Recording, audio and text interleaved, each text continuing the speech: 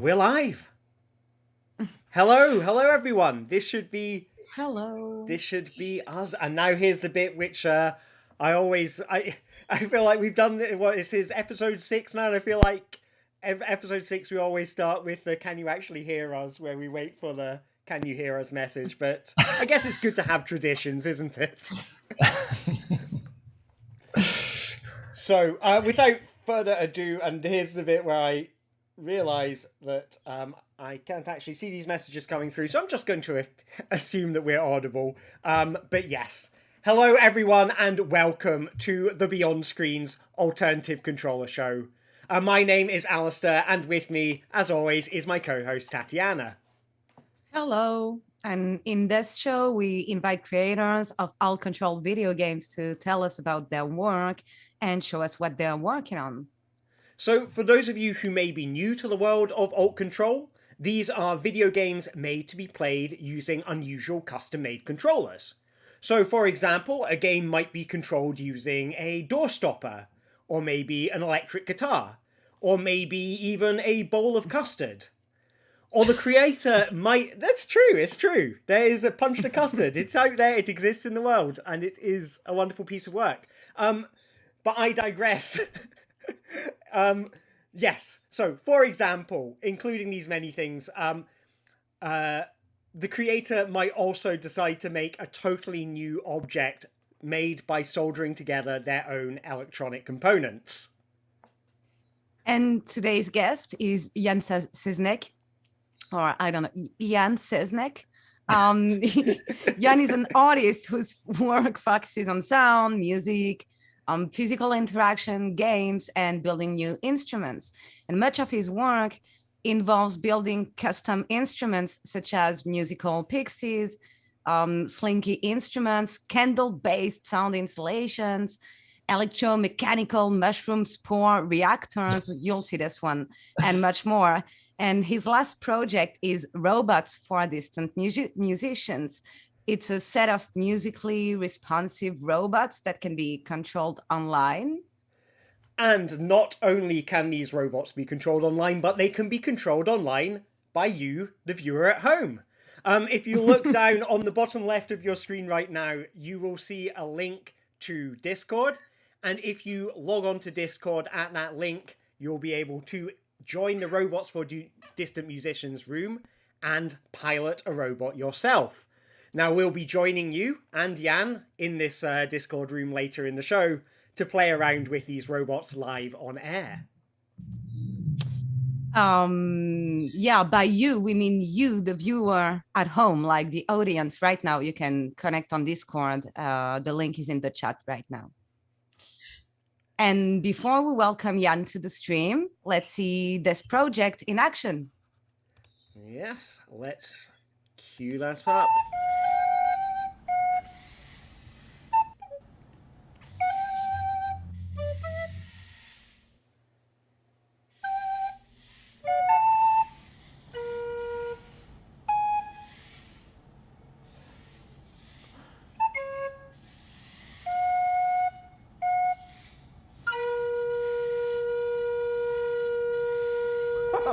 Let's do it. Let's try to score this goal. Good luck. Here we go. I'll go into robot 2. You go into robot 1. Okay, let's do it.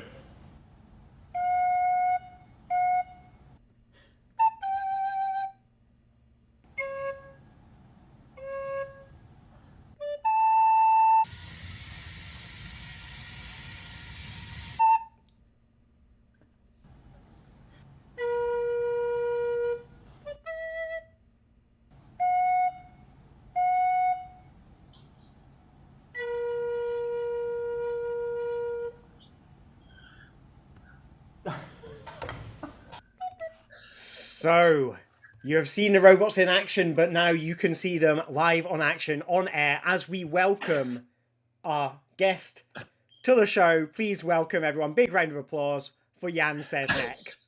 Oh, thank you. That's a lot of applause. Thank you very much. Very pleased to be here. And thank you, Tatiana, for the authentic pronunciation of the name. I appreciate it. I'm trying my best. Yeah, for once, I have an advantage here. Like usually Alistair has it. But yeah, thanks so much for coming on the show with such a great piece. And you know, like you know the drill. So we will talk about robots for distant musicians first, and then we will enter a bit into your background. What happens for you to start making alt-control games, basically. Cool. But let's start with robots for distant musicians. What happened? Well, yeah, that's a good project. Well, quite good question. How did this happen? This project came about. I don't know. I think a lot of my thoughts on it now are in retrospect, of course, you know, because you finish a project and suddenly you feel like, oh yeah, this is the thing that I was aiming for the whole time, but it's never the case, right? So I actually started last year doing collaborations with musician friends of mine from around the world, kind of looking at how we could use these horrible communication methods we're using now to kind of play music and play with sound and do something interesting with the sound that wasn't, you know, trying to force the video chat conference systems that were designed for corporate business meetings to do something, you know, like there's no point in trying to use them in a kind of musical or game way completely. Let's try to let's try to break them, right? Like let's try to make something that takes advantage of what they do well, but also reveals what they do really poorly. And I think so for me, it was really about the sound, because I focus on sound a lot. So it's really about looking at like what makes the sound of this stuff so interesting. Like for me, the big interesting thing was like, okay, suddenly March 2020, everybody, you know, how many millions and millions of people around the world for the first time ever opened the audio preferences window of a piece of software, right? Like that's amazing to me. Like it never occurred to anybody that there could be different mics and there could be different speakers and that never occurred to anyone before. Suddenly everyone's like, oh, what does like noise cancellation mean?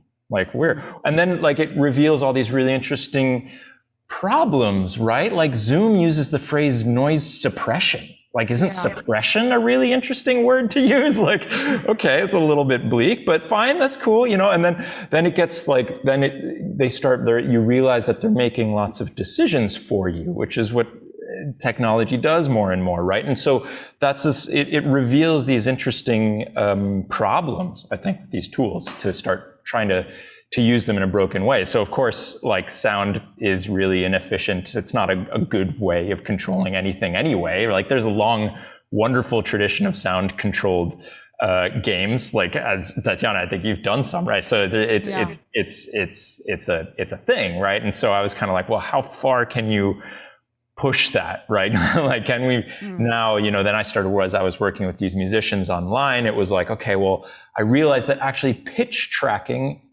can work pretty well, sort of, if you kind of mess around with it a lot. And so then starting to think, well, what about pitch controlling an actual object somewhere else, right? So then it became pitch controlling robots, and pitch controlling robots that are online. So they're in a room with me, and but you're controlling them in Paris or wherever you are, right? So then that's really how the project was born. And then after that, it was really just kind of working out the details of how to actually make that work. Yeah, and there's also this godlike feeling of controlling something not only through your voice, for example, but also online. Like, I don't know, it feels like being a superhero somehow. It's a superhero, but where you're like chaotic, chaotic superhero. Totally chaotic superhero. And one that you're like, you know, superheroes have to deal with latency too, you know? And of course, as we were setting this up, like we had all kinds of fun where, you know, the robots, you know, while you had them setting up and we were just talking to each other about setup, the robots were responding to our conversation Yeah, which I've got it switched off now, but because it can get really distracting. Like if you're sitting there holding a robot and it's just like every time you make any noise, it's like, all right, dude, just shut up, like, leave me alone. Like just I end up feeling the same way as I do with like small children or animals. Like.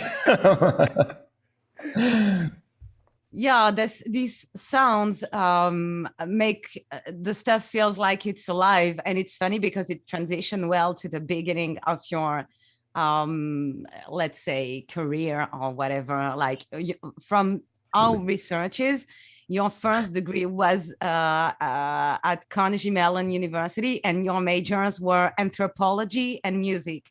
Yeah. So it makes sense. Like it feels like the loop is looping somehow. Yeah, I do end up coming back to that. Like I am really, I don't know if like cultural anthropology is like the study of awkwardness, right? Like it's like the study of like why we're all horrible. And so like I think that's also a really good reason to get into games because like I think like games are a really great both study of awkwardness, but also a way of circumventing or overcoming or taking advantage of awkwardness. I think that's, yeah, I don't know. So, and I think that like kind of that people focused thing and that feelings and emotional focused thing, and also the kind of the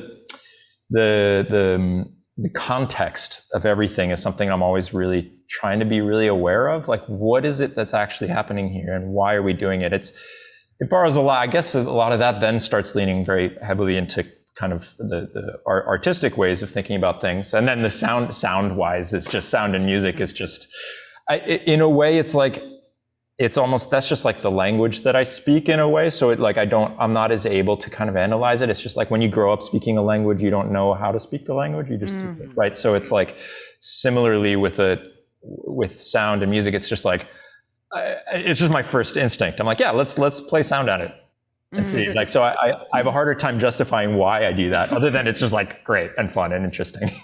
Yeah, your whole background from the get-go was in music. Like you had a master in sound design, you made music by yourself with the amazing Rolo, and with your brother, the Seznec bros.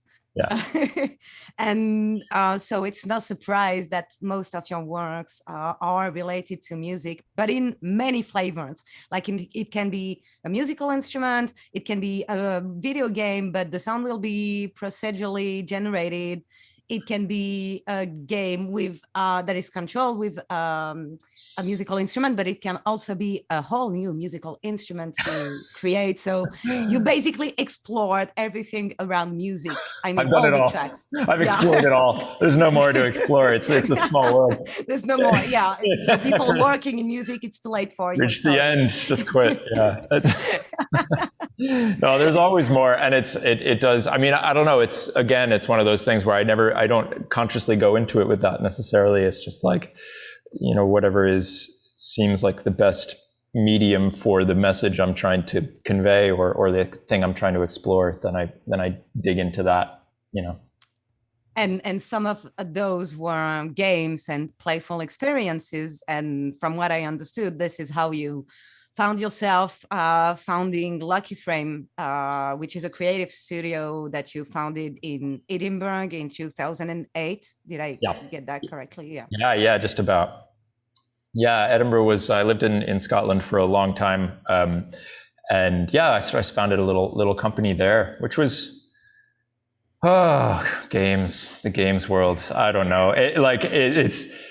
I have mixed feelings on the actual games world, right? It's like video games, because it was really the closest I came to being sort of video games world. And, we made games and we released them, and we were like, we were focused mainly on music games to begin with. But then we actually did end up branching out into sort of alt-control things, and then experimental games, and then a couple just like the interesting games we wanted to make. And there were only 3 of us. We were tiny, and it was great. And in some ways we were like, maybe not at that like peak of the supposed indie game like golden age, but like maybe just past it. So we like had one game that did quite well in Bad Hotel, and got like we sold some copies and everything. And then I don't know, I got quite disillusioned, I think, maybe with the games world. And it's taken me a long time to kind of get back to the point where I'm like, yeah, games are actually kind of interesting, or video games. It's a messy world, I think. And there's a lot of people look back on that period as this kind of potential golden age, but I'm more nuanced about it, I guess. Right. Yeah, for the audience, so Lucky Frame released a lot of, well, some games that were on the App Store and Steam, like really traditional indie game, like what you think of when you say indie game. But some of these games that were unconventional, starting from the first one, Wheel Loop Machine. It was family of creative music software for the Wii, the Wiimote, and it was the very first project that you did, right? Yeah, I think that's really what let me start the company. So it was, and that was the first kind of like release, I guess. But it was basically a hack. It was just a hack for Wii remotes, and in some ways, I would argue, even though it was using commercially released hardware, I'd say it was probably my first alternative controller thing, because nobody had made a music thing for the Wii remote yet. And it was, oh man, you're playing the video. So this is in 2006 or 7. And there's me. This will happen a lot. I have a lot more hair, and I'm less gray. And but yeah, I was fresh faced and making music software for Wii remotes, which had just come out. I mean, they I don't even think it had been released in the UK. I was visiting my family in the US, and I bought some of the Wii remotes and brought them back. And I think really that's why it took off. The video got like loads and loads of views, and I was on TV, and I was on all these. It was kind of early, very small level viral thing, basically, that ended up happening. And it was great. I went all over the place showing this thing off, and I used it in my performances and everything. And there was so much interest in it that I managed to use it to raise some funding to start the company, basically. Long story short. And it was great. I think in a lot of ways, when I look back on it, I was really focused on that as a product. When actually what was interesting was the process. Right. Was the kind of like, the end result of music software being made for a Wii, great. Like a lot of people can do it. It's cool. But actually what was more interesting was the kind of like, let's try to do something like weird with sound, with movement, and let's try to, or like something that is both weird and also accessible, and try to get something right in between there so people can download it and make sounds that they might not really have expected and map it to movement. I ended up in many ways not liking, I ended up, I've now got a rule where I try never to use any, I don't know how to describe it, like frictionless devices like the Wii remote. I actually don't like them anymore. What do you mean by frictionless? As in sort of like totally analog, or like, No, I mean like the Wii remote is wireless and you just move it. So you just end up moving your arm, right? So you're not pushing up against anything. You're not, there's nothing fighting against you. Yeah. And I think in a lot of ways that ended up being less interesting to me. Like I ended up realizing that, it's like I find more and more often a lot of interfaces like that don't end up working. Like the Kinect is another good example, right? The Kinect being an interface which is now basically dead, right? Yeah. And it's or the Leap Motion, right? Like all these kinds of totally wireless, totally frictionless devices. I think they don't work as a whole, because I think we want to push up against something. I feel like we want resistance. I think we want something that fights back against us so that we feel like we're doing something, or at least certainly in terms of music. Like there's no music, apart from the theremin, there's no real musical instrument that fully is just about like waving your hands, right? Yeah. Like maybe conducting an orchestra is the second closest thing I can come to, maybe. But even then, most people use a baton. So I think I end up being much more interested in things that fight back. Yeah. I think so. Most of the stuff I've made since then has been stuff that fights back a little bit. One stuff you did with Lucky Frame that was really about resistance was Ruffle Pillar, which is probably the most famous game you made for the altctrl Well, community. I mean, in some ways, it's the most famous game we made at all. Like, it's funny. Like, obviously, way more people played our digital games, but the game that people now talk to me about is Raffle Pillar. So, yeah, Raffle Pillar was a two-player caterpillar simulator where you had to roll on the ground in a caterpillar suit in order to play as a caterpillar. And yeah, that game was absolutely the direct result of what I was just describing, my feeling of like, I want something to fight against me. So Jonathan and I kind of put that thing together. We're using these, I actually have one of the sensors, I just found it in the box, these game track sensors. Have you guys used these? Oh, I've heard tell of them. Because like, so just for context, like, you know, Raffle Pillar, I never got to play it. I saw it was at Game City, and you know, and it was the one year I didn't go to Game City, and I, you know, I'd hear tell of it, and it was one of these things that has always been so inspiring to me, and for me personally has always like is one of the things that got me into alt control. So you know, it's kind of, I have heard tell of these game track controls. I've never seen one in the flesh though. So this is quite a big moment. I think I bought all of them. That's why.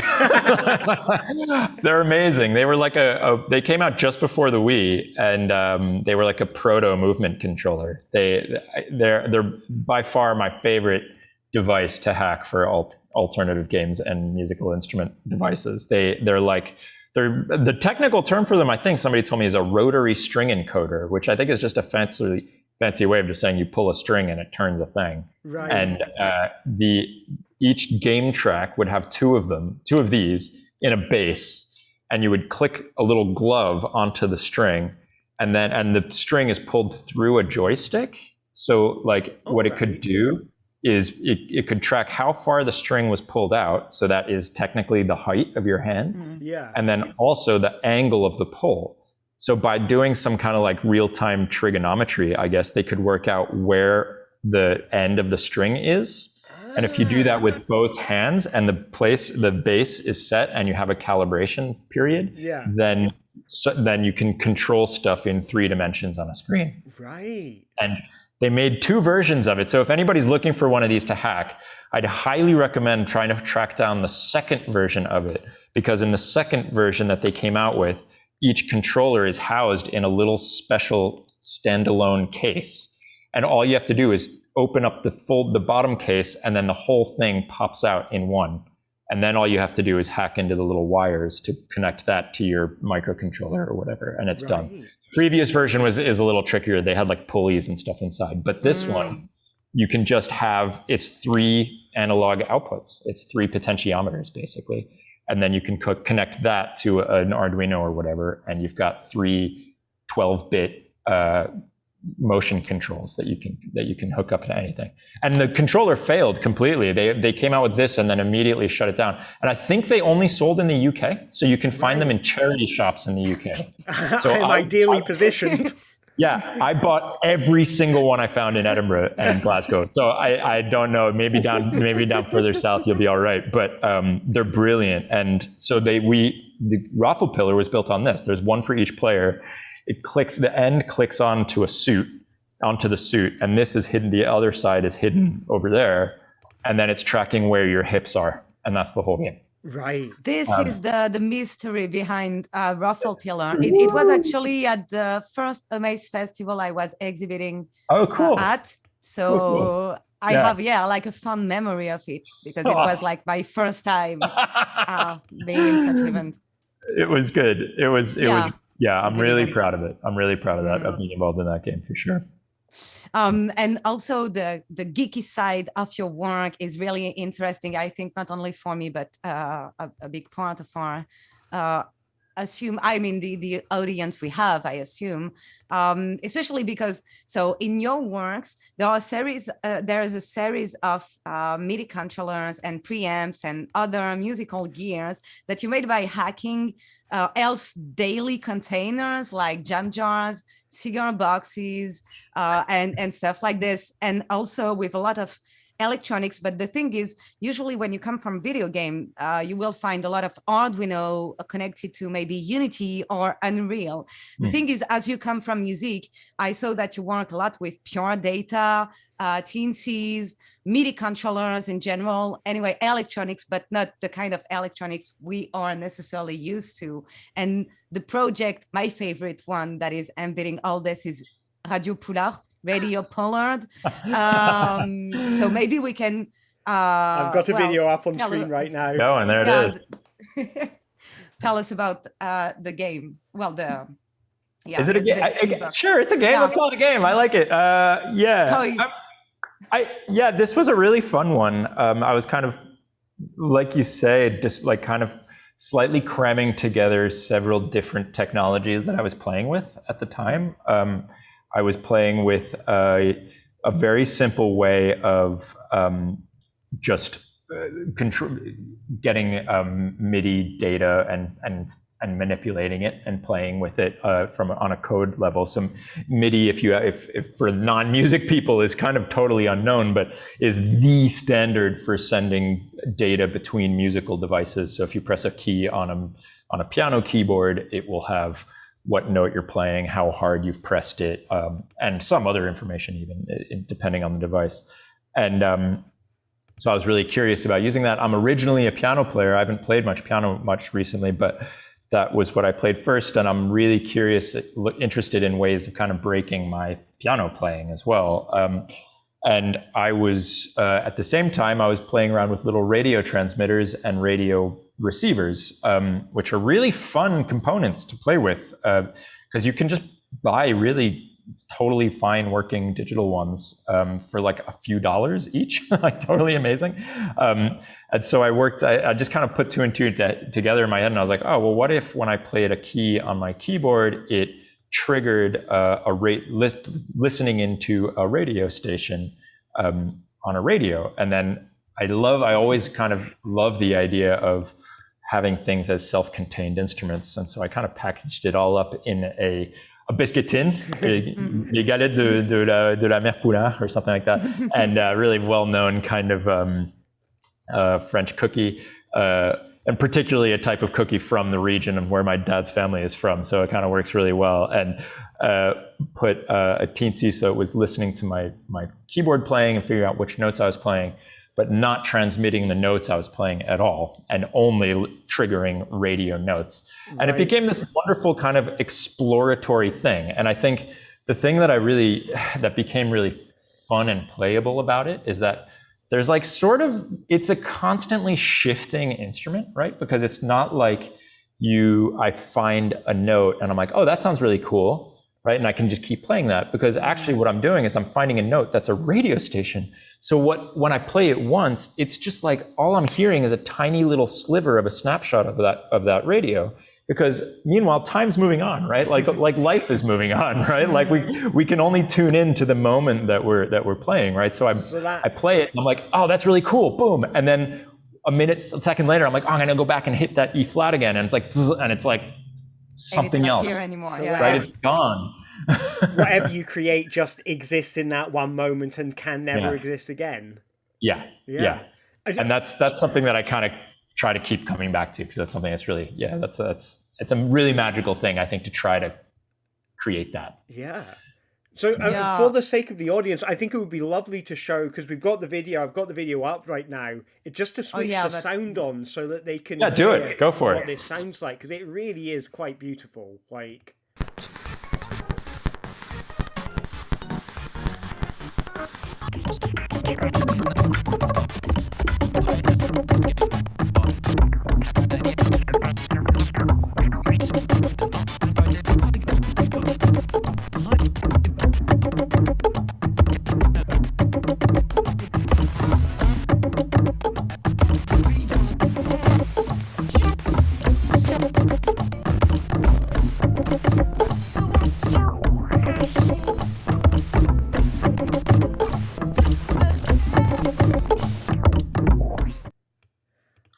I love it when you get the, like, those little clips of the, you know, because you'll get bits that sound like, you know, music loops or something, and then you'll get bits which are clearly people talking, or the, you know, the fuzz, and they add this extra little, like, spark to it. I don't know what it is.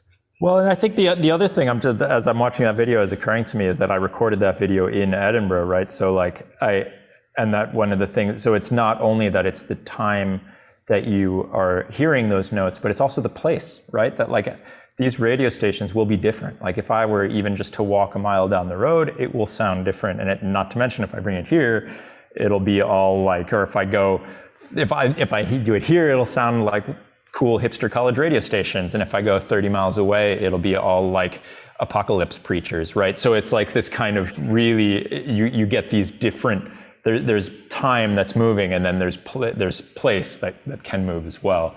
And so what you're doing is just like finding a little cross section of those two things at any given moment. Fascinating. Yeah, I'm glad you like it. And yeah, the it's not the only project you made where you use environmental variables as a way to add sort of randomness in what you can expect as a result. Of course, we won't show it, I think, because I think we will go for the mushroom. But there is a thing about fans. So the audience may be lost right now, and that's completely normal. But yeah, you have this project that is called Currents, with a lot of computer fans. And depending on the weather data you are collecting in real time, it will, well, change the behavior of the fans. But there is one that is crazy, one that is exceptional, one that is so weird that I didn't find anything that is really close to that. It's the secret sounds of spores. So I will try to describe this. It's a contraption with custom lasers, hardware and software to make music in response to the movement of the spores that drop off mushrooms at every moment. You got it. Okay, great. Yeah, it was an amazing project. Really, one of the most kind of magical moments I think I've had is, I mean, I think the thing I always have to tell people whenever I show them this project, like you can see in the video there, is like, though that's what you see. Like it's really hard to say this. It's like, you know, this video that I'm showing you now, and you can see these spores falling through this laser under mushroom. That's real. Like, you know, there's this thing where you have to kind of like really clarify that, like, yeah, if you take a mushroom, you go and pick any mushroom outside and protect it under a glass jar or something and point a laser underneath it, chances are you will see the spores falling. It's this like incredible invisible thing that's happening all of the time. You know, mushrooms drop literally millions of spores all of the time. Even ones you get from the store, even ones that you buy in a supermarket. If they've been refrigerated, you have to let them sit for a while and everything. But it is possible. You can get a portobello mushroom, and eventually, if you do everything just right, you will shine a laser underneath it and you will see the spores falling. It works a lot better with a fresh mushroom, but this point stands.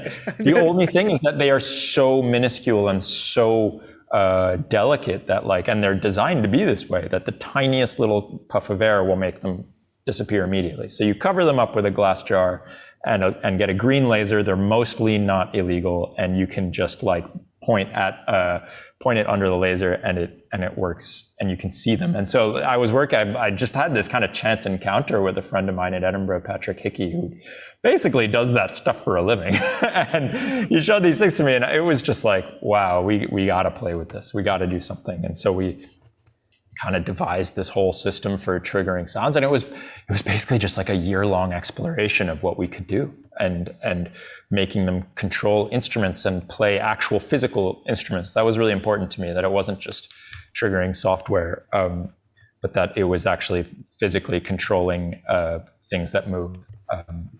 And yeah, it's been great. I've shown it in a bunch of different settings, but it really works well if it's just a small thing, just one mushroom, one laser, a few instruments, and you're there and you're sitting in front of it and you can see it and you can hear these things around you.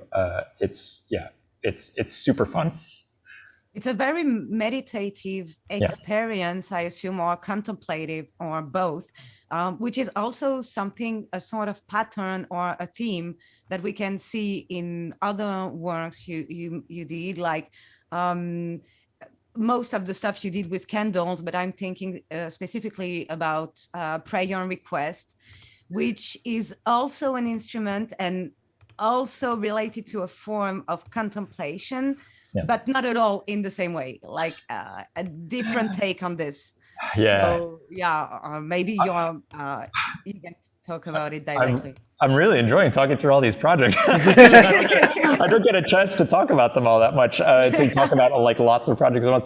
The prayer request one is, it's interesting because it's for me, it's a project I have, it's like a theme and a sort of it's a set of material that I've tried to play with in a number of different ways. And the material is these videos that people upload to YouTube, basically. And it's almost always selfie camera, cell phone videos of people asking for your prayers for some issue that they have.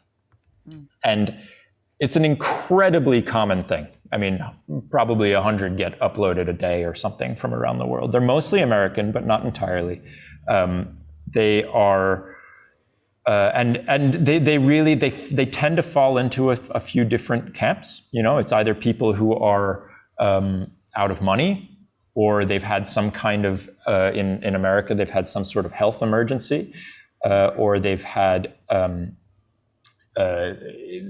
they believe that the government is coming after them. There's a lot of that, or they believe there's a lot of unnamed kind of evils, you know, that especially relatives will have succumbed to, and which is usually it's generally lightly hinted at that it's some sort of like sexuality issue. You know, they're worried that their nephew is gay or something. And there'll be, so there's this kind of family of videos, and they'll say, oh, I really need your prayers. Can you please pray for me? My name is Gareth. I'm in Nebraska, and just pray for me. And so there's this where things need to be named. You know, people need to know God needs to know what his name is, right? Or else he won't know where the prayer is going. And we need to mention him. And, you know, these videos will have like 6 views, you know, and it's like, and it's just like, it's heart-wrenching and intense, and also really revealing of a whole set of societal and human issues, right? So I just find it I find them incredibly uncomfortable to watch for a number of reasons, and super fascinating. So I've kind of started working on a whole pile of projects where I use them. I made a kind of abstract 3D walking game where you go through and you can hear all of these. I'm not even sure if I released that, but I've talked about it online. And I've made like the candle instrument that you mentioned, where when you light each candle that you light, you will hear one of these prayer requests. I made an installation version of that. I made an instrument version of that where the candles manipulate the sounds in different ways so that you just hear little fragments of each prayer, which is amazing too, because you start hearing the kind of things that bring them together. You know, they all start with the same 3 or 4 words. It's all like, hey, you guys, hello, like, hey guys, hello, brothers and sisters in Christ, or like something like that. And it's always some kind of combination of words like that. And so if you play 6 of these, but just the first 5 seconds of each one, then you'll start hearing like, hey you guys, here, Jesus, here you guys. So you start hearing like the things that bind them together, right? Which is super fascinating. And then you're listening to them, and so does that mean, by amplifying them, literally, am I making their prayer requests travel further? Am I making God hear them more?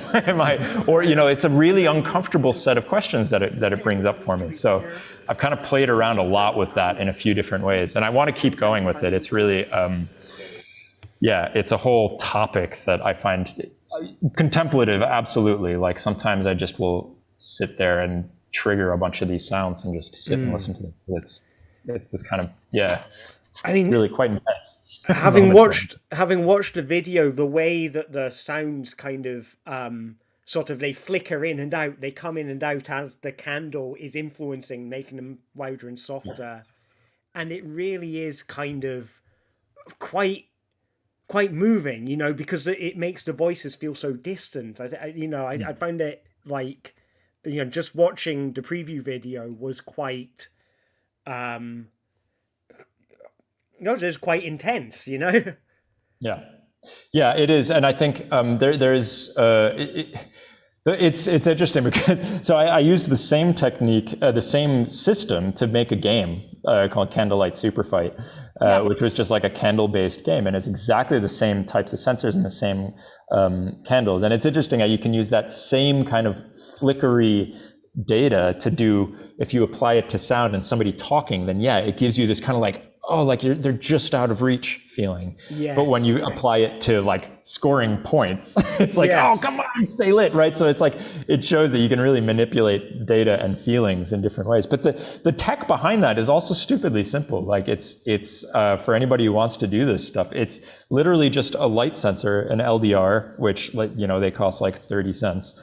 That's like positioned as closely as possible to a candle without it burning, and that's it, right? So I'm just using light sensing, but just very close, basically like as close as possible to a candle, and then seeing what data I get, and then coding accordingly or building accordingly. Yeah, and I'm coming back to the idea that you basically use a material that conveys emotion. What I mean by that is that usually in music, you have many ways to express yourself. So of course, the rhythm, the pitch, you can even go atonal and not use tonality and keys anymore.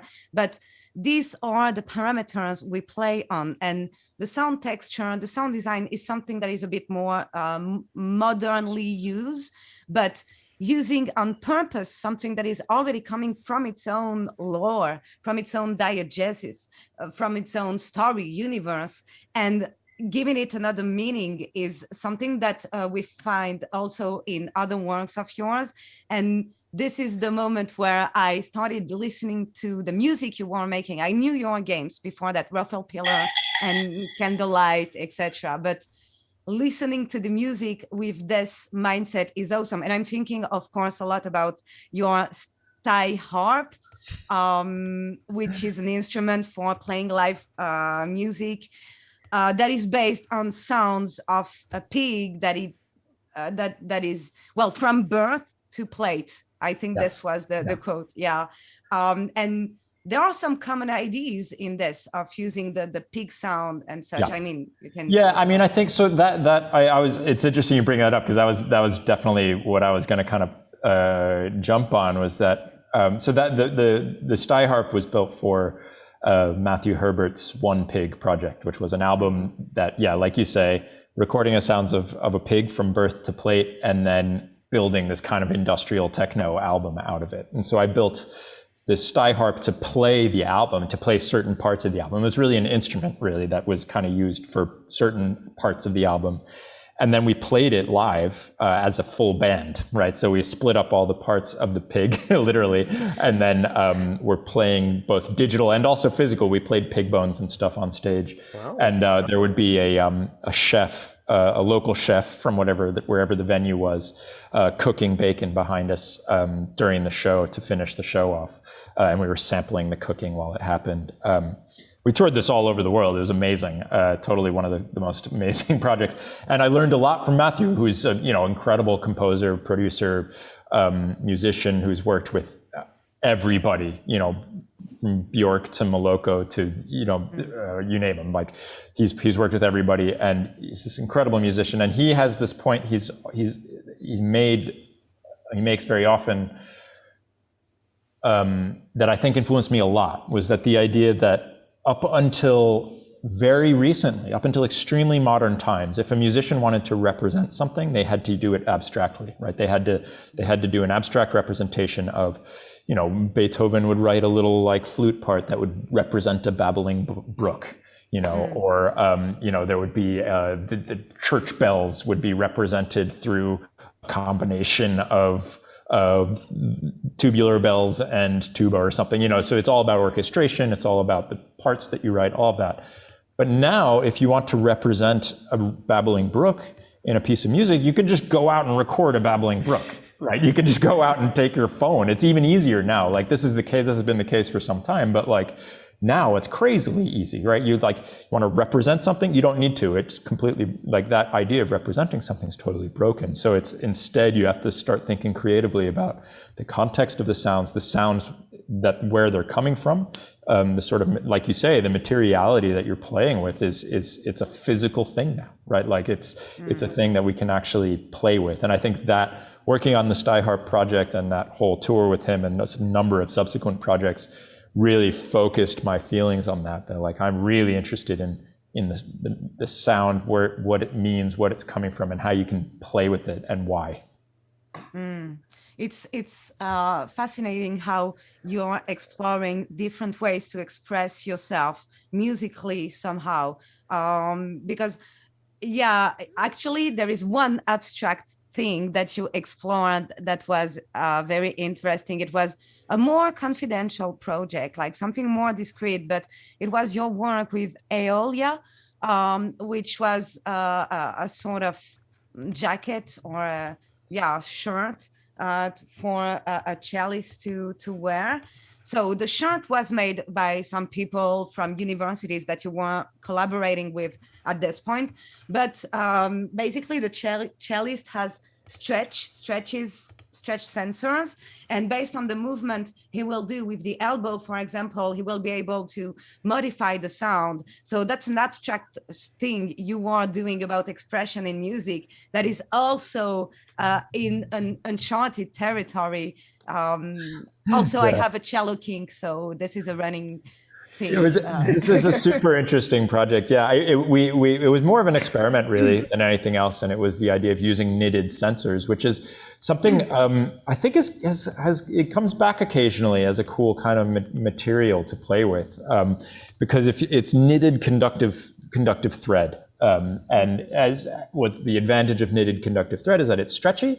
And as you stretch it, the resistance changes. So it's this kind of like, or the actual electric resistance changes of it, so that you can actually get a wearable sensor, which is effectively what this is. The main downside is that it's extremely expensive, but if you can, because conductive thread is expensive. But if you can figure out how to do it, then maybe there are ways where you can just use some percentage of conductive thread and stuff like that. But like, if you weave these kinds of materials, and then, yeah, like we use them as elbow patches, if I remember right, and maybe one on the shoulder too, and that worked really well for a cellist as he was moving.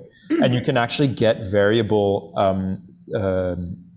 voltage based on this, like whether you move your elbow or whether the thing is stretched. And what's lovely about it is that it's like, what I really liked about that is how inaccurate it is. You know, it's like so you're really what's the word? Like you're really relying on a material that is messy. You know, like it doesn't work well. Like it's like there's too many variables in there, and then it stretches. And if it stretches a little bit like that, it's perfect. If it stretches like that, and then it goes like that, then it screws up, right? So it's like these tiny little variations, and you have to really work with that. You have to be like, well, okay, let's make, because then it becomes how you're using the data, and you can't just rely on a sort of linear thing. You can kind of think like, well, what's the kind of reactive feeling I want to get from a sound or a game or a visual or whatever perspective? How do I want to make that? How do I want to use those variables in a way that work well? You know, and it can work. It's hard, but fun. Yeah, I mean, you have two possible options here. Else you try to control everything, and well, if the material is unpredictable, it won't happen. Or you make it the whole point, and this transition perfectly to the last work. I mean, last in the sense of something you did recently, like last work. Yeah, not at all. Thankfully, not at all. My final work. Yeah, not your swan song. That's not what I meant. I'm thinking about something you did in 2020, so it's recent. So that's what I meant. I'm talking about, of course, the book of knowledge of impractical music devices. So basically, the whole point is about imperfection, impracticality, impermanence. So I love this project. I mean, maybe you can talk about this directly. Yeah, I'm glad you loved it. It's definitely one. It was kind of the most. I don't really know where to start talking about it in some ways. It's a project about. The tagline was that it was musical instruments that don't work the way they should, right? So it's like I set out with a bunch of potential prototypes, and I kind of whittled. I cut them down to these 3 instruments that I ended up making, and each one has a very, very strict rule that it cannot change, right? And I think that was my real focus on it, and it was the first one is about. Every time you listen to the sound that's in it, it will be, or no, that's the third one. The first one is a sound library that's in it that I recorded entirely in one day, and you cannot change that sound library. It's permanently in there. And every time you listen to it, each day that you listen to it, it will sound different. So if I play it today, and then come back to it tomorrow, even with all exactly the same settings, all those settings will have changed. And it's a constantly, every day, it's clocked per day. So throughout one day, I can play it in a certain way. And then tomorrow, I can play it in a completely different way. And there are enough parameters that we're probably talking billions of years before it gets repeated. But each one is using that core sound library. So it's kind of this play on like, memory, and how we remember a day. Like I never would have remembered that day. There was nothing spectacular about the day I recorded. And I probably would have forgotten about it, but now I can go back and remember it. But every time I play it, I hear a new little thing. So I'm like, oh yeah, that was me making coffee that morning. And, or then tomorrow I'll go and play it and it's like, oh yeah, my dog, like I took my dog for a walk, or, oh, we jumped on a bus or whatever. Like these different things that I'm hearing differently every time I play it. So it's kind of how our brain works, is that we're like, it's scattered and broken and inefficient. And then the second one is a synthesizer. It's a granular synthesizer, so it's based on sounds as well. But it sounds different depending where you are in the world. So it's got a GPS built into it that hard codes the settings that you can use to play it. And you have to play it outside because it's a GPS sensor, which is fun. And the third one is a sound listening device that every time you listen to the sound that's in it, it will permanently destroy that sound a little bit. So after you've listened to it, it depends on the sound, but after you've listened to it a few dozen times, maybe it will be unlistenable, and it slowly disappears to nothing. So after you've listened to it a bunch, all you're starting to hear is tiny little fragments of it, but very quietly and fading away. And then when it's gone permanently. So that's this book of knowledge of impractical musical devices. It's these kinds of musical things that are broken and but like they function perfectly in an impractical way. And it's based on this 12th century Islamic engineering textbook, which was kind of, so everything is about sharing knowledge. And so the original book of knowledge of ingenious mechanical devices was the first example of a musical robotic instrument. Which is from about the 12th century in present day Iraq, or a border of Iraq and Syria. And so I piggybacked on that to kind of so everything is open source. You can download everything, the full information for how I made it. And then also I wrote essays about why I made each one. Because basically, like the note of all this is that it's a totally just like a new dad project. like it was like, oh, I'm like life is getting away from me. Sort of like I'm feeling like I didn't have a handle on life and needing to kind of understand why. So it's about my relation. Ultimately it's about my relationship with my family too. So that was this kind of like hugely emotional kind of like pouring of ideas into a funnel that resulted into these 3 little instruments. Was that therapeutical in a sense to work on this? Yeah, big time. I mean, I think what it was about, I mean, the main thing, really, the big lesson for me was about like impermanence, that like, and that like, I think we live in a tech world which is designed to kind of give us the impression of permanence, and also that like stuff is both meaningful and worthless, right? That like we can take that like every single photo that we take on our phones is important, right? That we take like 50 photos of one room at a party or whatever, and then it's like, how do we delete one? Oh no, that one, like I don't want to delete any of these or else I'll forget it. And yet, but they're also worthless because we don't care about how many we have. We can just store millions and millions and millions of photos in the cloud, right? And so it doesn't matter, except both of those things are false, right? It is not like, they are not worthless. They are sitting on a server somewhere. They are taking up physical room. Like there is a set of memory chips somewhere that are arranged in a certain way.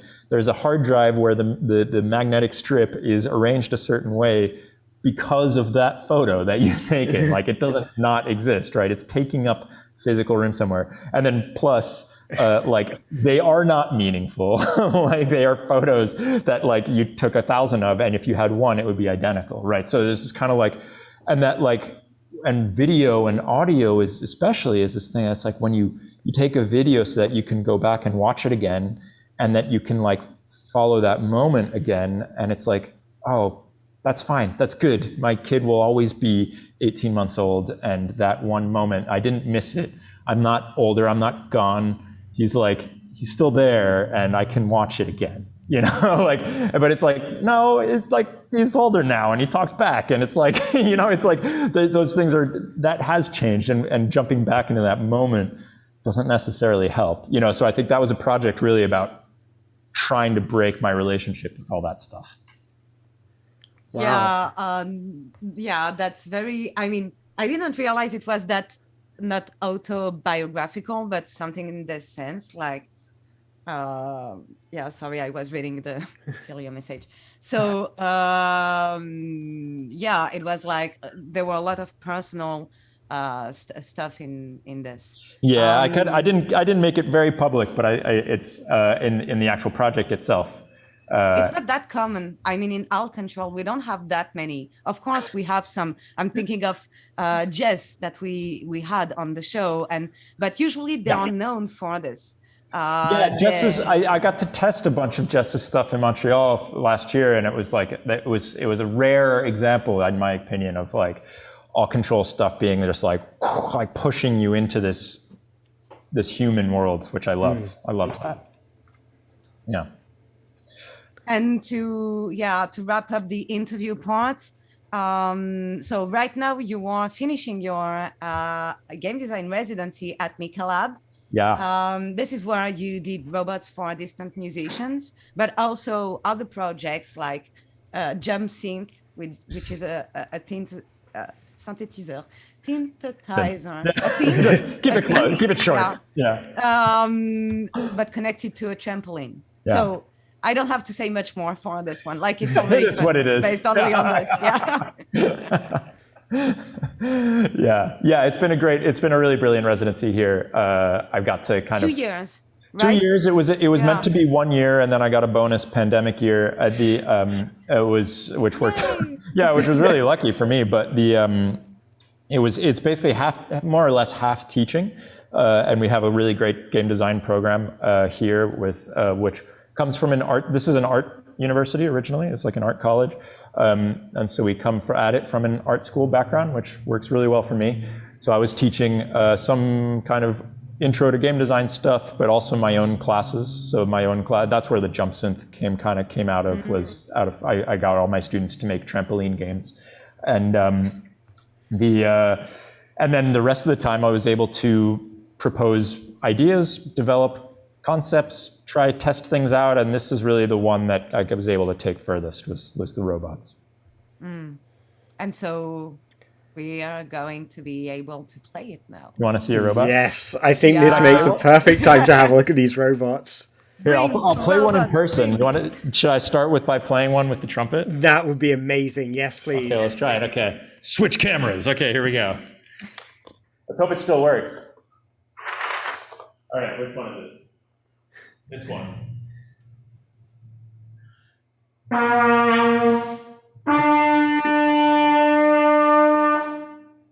That's amazing. So, oh, I dropped my food already. I mean, I can try to get it around the track. Someone's driving that one around. I don't know who that is. Yeah, like for the driver license, yeah.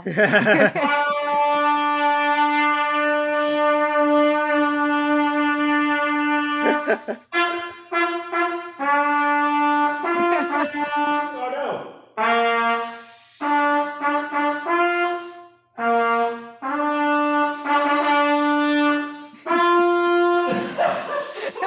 Oh, that's amazing. Someone else is to control of another one. Yes. So if you see, there's a link on the screen at the moment. If you follow that link, I'll type it into chat as well, and you can play around. How many robots do you have on? There are currently 3. I might be able to get a 4th one on because. So I can see Bubble Reg is controlling Robot 2 right now. So I'm going to switch. Yeah, it's driving around to Robot 2. And someone is controlling that one. I don't know if they discovered the little dinosaur village that I set up. Oh, there's a secret dinosaur village. There's a secret dinosaur village, and there's also a secret haunted Stonehenge. Oh. Oh, yeah, we can see secret Stonehenge. Bubble Reg, get us to secret Stonehenge. Oh, and it's got wee ghosties. That's amazing. So it's got to.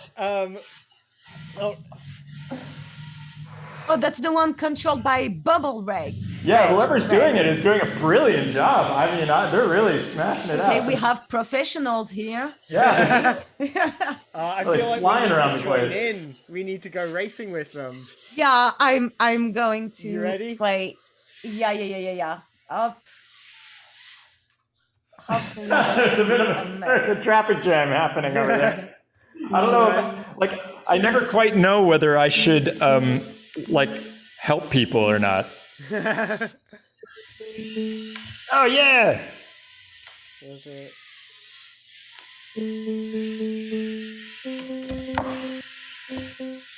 Oh, so can you hear? Should be able to get. Can you hear the keyboard? Yeah, we I can think hear it's the keyboard working. here. Let's. I hope this is not too much of a mess, but that's the point, right?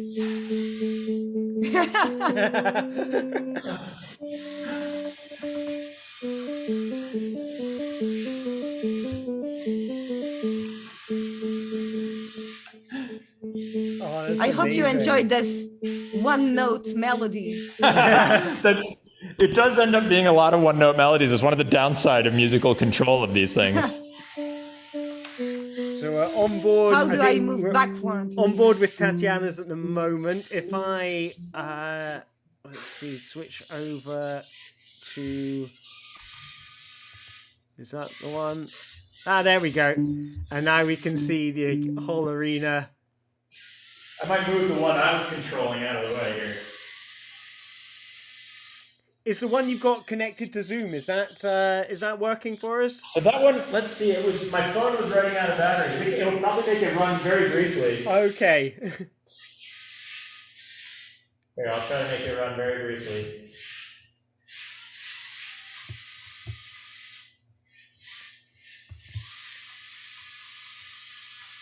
I just noticed the Discord link that we got in chat is different to the Discord link that we got on screen. So if anyone at home is having trouble, I guess try the other one, and let me know if I've got the wrong one on the screen at the moment. But we can see the one over in Stonehenge at the moment. Which robot is in Stonehenge? That's Robot 2 with Bubble Reg is in Stonehenge. And there's somebody in this one too, although they're a little stuck. Hey, Stonehenge, you're destroying my Stonehenge. I can see the one on Zoom right now. Yeah, that one should be working now. We can control awesome. it. Can you switch its microphone on? Oh wait. Is it still working? It says the microphone switch. Oh. So the microphone needs to stay switched off, or else it just starts feeding back on itself. Ah, okay. So is it hearing me right now? So it should be, although it's not twitching around. So I might need to fix that. I'm just gonna get a big breath. I'm destroying walls. Should be working. Oh. There we go.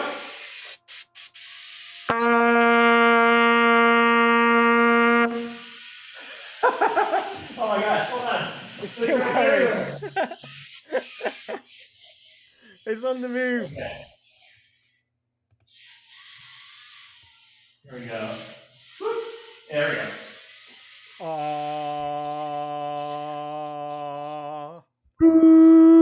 I don't know. I think it's out of battery because I had it signed in. Okay, that's all right. I'll hop over onto one of the ones on Discord.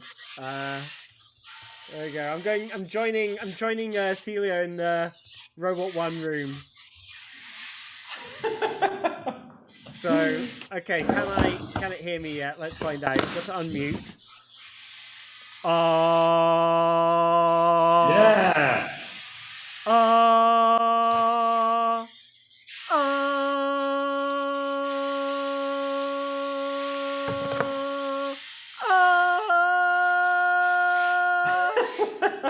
I apologize to the viewers at home for my beautiful singing. I see Stonehenge.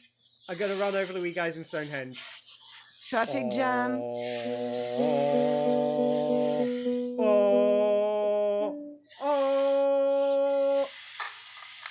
I'm just putting a fourth robot in now. It should take in a second. It should start working.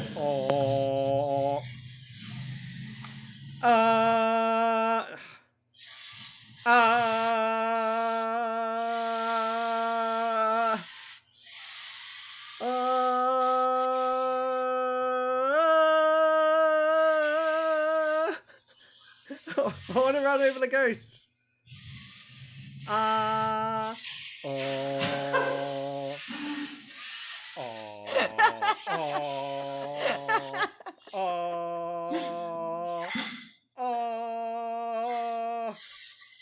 Someone's just driven into my dinosaur village. They're destroying my dinosaur village. Is that which spot? Is that spot 4? I want to see this dinosaur. That's this one. What's that? I don't. I can't tell. So I'm in. There's actually no easy way of telling which robot is which. Yeah, it's robot 2. It's robot 2. Yeah. Oh, and it's me controlling it. I think I've stolen it from Bubble Reg. Yeah, if there's more than one person in the channel, then it basically just ends up being the a kind of like a combination of whatever sounds you're making. It's listening to everything in the voice channel. Right. I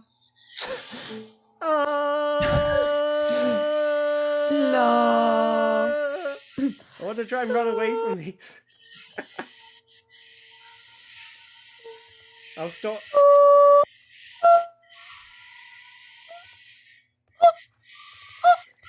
I'll stop stealing Bubble Reg's robot. And I'm stealing Celia's. I'm getting this one out of the way. There we go.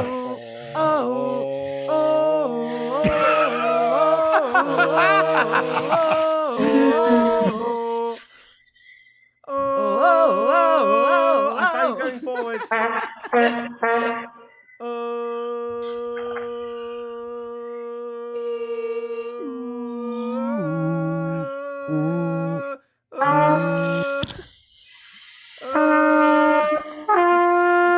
Discord stops picking me up. I can see myself stop being green.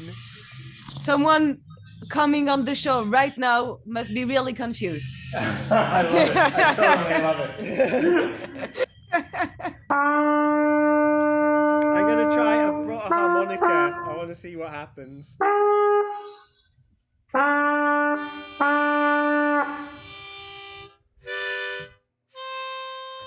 Ooh, harmonica. Oh, somebody is stuck up against a block of wood. Hold on, I'm gonna free them. It's funny, Discord doesn't seem to pick up the harmonica. It goes green when I'm talking, but when I blow the harmonica... Right. Yeah.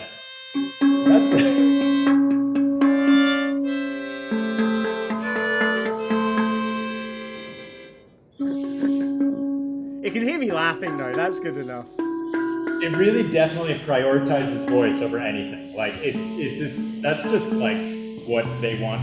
That's what the sounds they want to transmit are, I guess. Right. So we're live. We're on board with Tatiana's right now, as she's playing the Handpan. the handpan. Hello. So is it responding to the handpan? Yeah, but totally. In my experience, a lot of these online communication platforms don't work well with percussion. Right. I think it's because they're like, it just picks up the very beginning and then it cuts off all the tail of the sound. Right. So like what's happening, I can kind of see it, is that it's doing little twitches on the moments. Suddenly, yeah.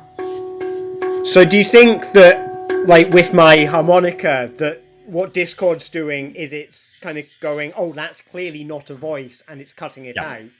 Yeah, Right. and I think one of the reasons it's doing that is because a lot of like harmonicas will have multiple pitches going on. Like I bet if you were to like very carefully play a single pitch on it, it might transmit it a bit better. But like weirdly, and I don't know if this is just as a result of coding biases or what, but like so far in my experience of all the testing, things like woodwinds, trumpet and flute and things like that, or brass and woodwinds, definitely work the best. And it's like, that's why in all my videos, I'm using the trumpet or I'm using a little flute. And that tends to work. Oh, someone's just managing to push the ball around. Oh, hell yeah. But I think, I feel like, oh yes, get the ball, knock over the computer with the ball, go on, do it. Yeah, go. Hold on, I gotta show this. I feel like I'm showing a lot of destructive urges today. I want to run everything over. There we go. Good work. Whoever just managed to push that ball around is Oh, well done. Yeah, good work. Yeah, this person is really smashing it out. Yeah. Good work. Yeah, exactly. That ball might be a little stuck under there. I might free the ball. I'm gonna free the ball. Bubble Reg, see if you can get the can you get under? Oh, the ball's gone. Can you get the ball? I've just pushed it. There we go. Yeah, that's the gold standard. Yeah. Can you score a goal? That would be. I can see really the screen.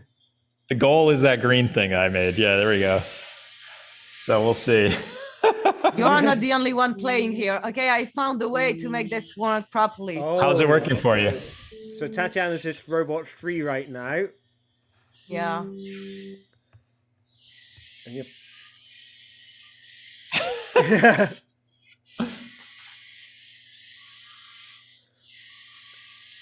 Of course, when I say that, then it's not working properly anymore. Like it's because of you. You're bad luck.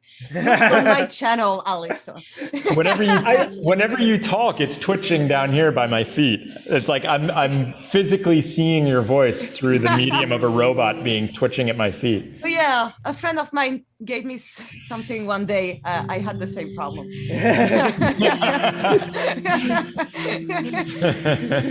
So Celia just saying in the chat, I hope people see your show and go, what the hell is going on? Yeah. I think I hope so too. That's the goal. That's what we want.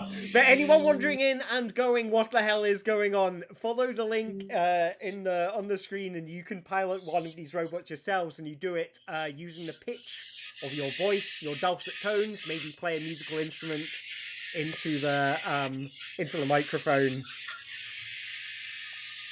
So Tatiana playing some synth notes there, causing the bot to spin round. I'm going to jump in. I'm going to see if I can nick that ball off of Bubble Reg. Let's give it a go.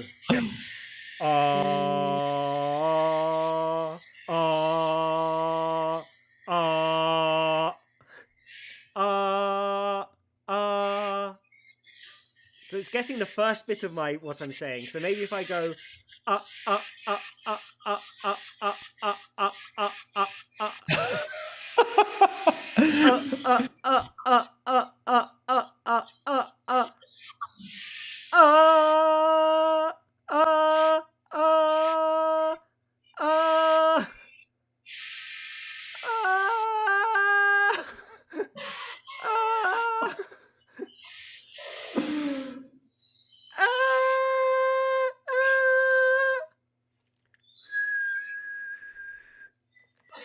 Boy, who's ever filming these other two is really on fire over there.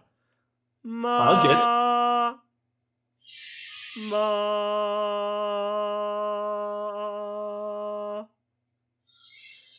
Ma. Oh, wait. I just realized something. What's that? I had that robot on dance mode. Oh, right. Yeah, on was dance wondering, mode, it doesn't. Go ahead. So on dance mode, it will pick a different kind of movement vector for each note. So that way it lets you it does this kind of like freestyle dancing when you play. Oh, okay. But does that mean when I was changing my note, I was like, it was just shuffling to find a new direction for it? So. Yeah, what it does is for each note, it like spreads every note on the scale across. It like chooses a different movement vector for every note on the scale. Okay. And then it's applied between them. Anyway, I'll switch to that. Oh, I see.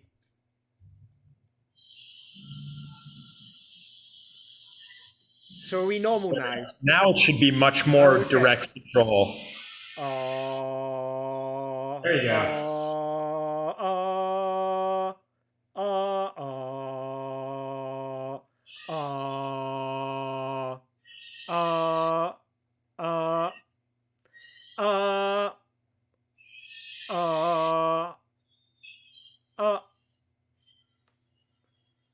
Oh, I'm about to. No.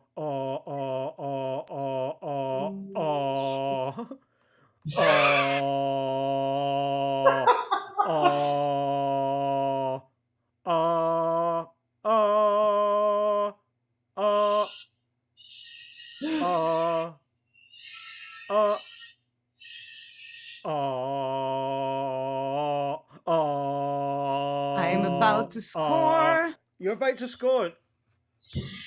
Oh, you're doing great. Oh, look at that. Oh, you just scored. You just scored the goal. That was an amazing goal. I did it, but I realized it only thanks to the general, like the bird. Of course. Yeah, because you were facing the other way. It was a no-look score. That's even more impressive. Exactly. No scope, no view, no nothing. Yeah, you were like, it was like swag. It was like a back heel. It was a exactly. That's how much swag I have. Okay. Yeah. Wow. That was amazing. I just looked over to see it happen, and there it was. It was like you did this kind of spin move to push the ball around the post. It was amazing. That was beautiful. Yeah. Soccer baby, French and Portuguese blood in my veins. Okay? Yeah, there you go. Okay, we need you and the robots in the Euros in 4 years' time. Okay. Yeah. Absolutely. Oh, that was brilliant. I can't believe we scored a goal. That's far beyond my wildest expectations. Now I am desperate to like drive it.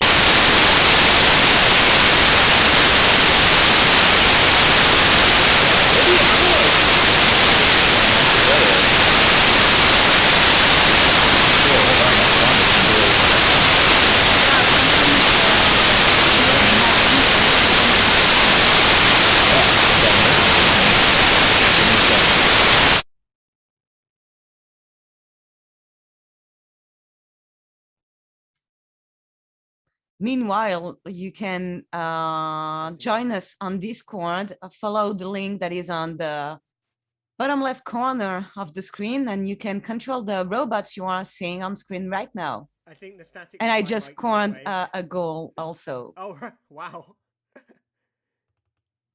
No, I mean the same one as now before. While I was fiddling about with the mic, I was like, you are like showing off some incredible skills.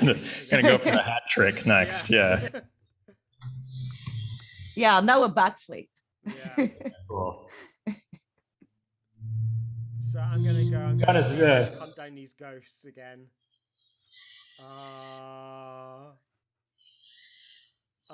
Which robot are you in, Alistair? 4. Oh, I can see. I think that's Tatiana coming past me. Hello. Hello. Oh no, that wasn't me. Or maybe it's my rear. Oh, you're my butt. So I cannot see you yet. Because I'm speaking, so it's just reacting to me speaking right now. I can see Bubble Reg's icon.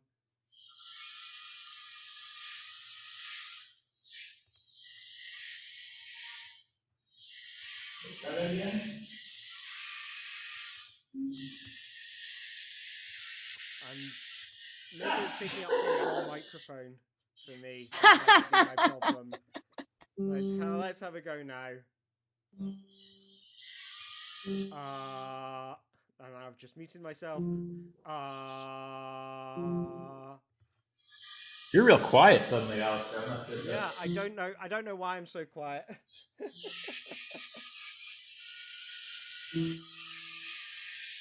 Oh, something happened.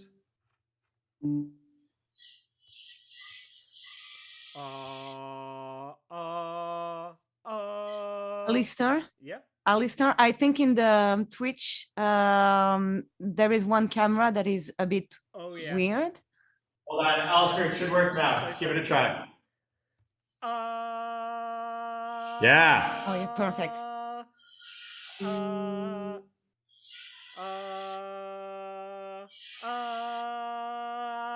There you go. That was my own fault. I think I had the settings slightly wrong on it. That's okay. That's okay. I'm going towards the ghosts.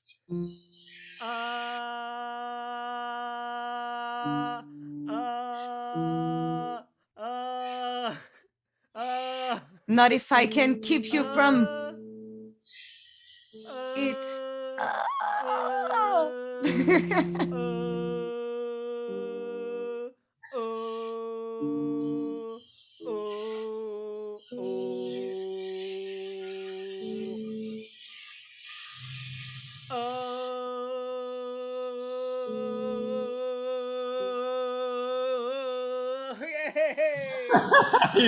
You destroyed the ghosts. I don't know this. It's not down Stonehenge. Come on. I did it. I knocked over Stonehenge. You totally did. What's a World Heritage Site? It's okay. It's just the fake Stonehenge they set up for tourists. Great.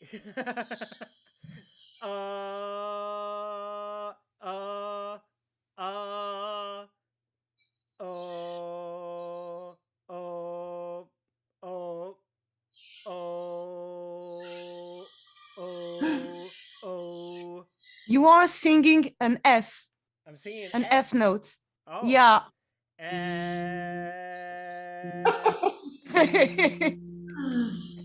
G F G A C. Yeah, I don't have the octave that easy, okay?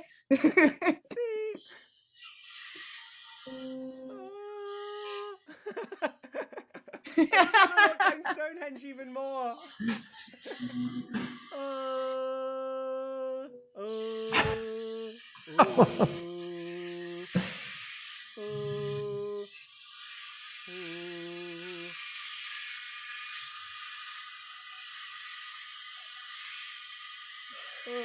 Oh man, someone's managing a really long journey over here. Clunk. Oh yes, someone's got the dinosaurs. Someone just destroyed the dinosaurs again. I don't know if that was deliberate or not. They went, wow, they're really driving around here like crazy. Ah, clunk. Right into a wall. There you go. There we go. We've got the chaos over here. We've got two robots saying hello to each other. It can be really fun when you get when you're driving a robot around and then you come face to face with another robot. You get this amazing kind of little glimpse into somebody else in the cockpit. Especially if you have your camera turned on, it's like you're seeing into the cockpit of another robot, you know? Yeah. Oh wow, that's It's like I don't know, it's like, you look at something and you go, oh, you're one of me. It's like when a dog sees itself in the mirror and is like, what is that? Is that I'm one of them too. Dog? What is dog? Totally. It's a self-realization moment.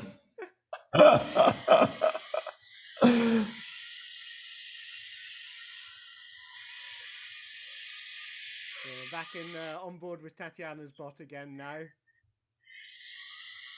Ooh.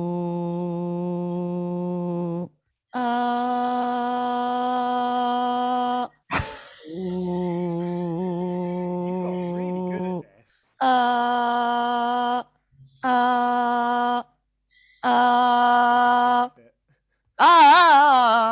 Fixed it. So good.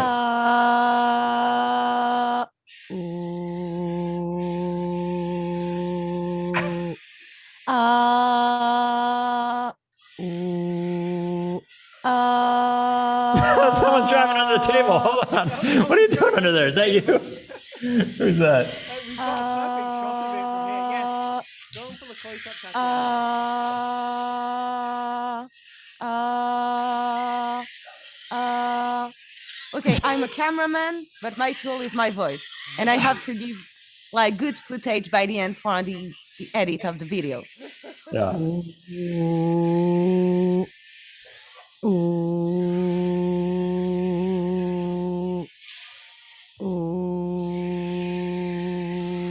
So just spotting from the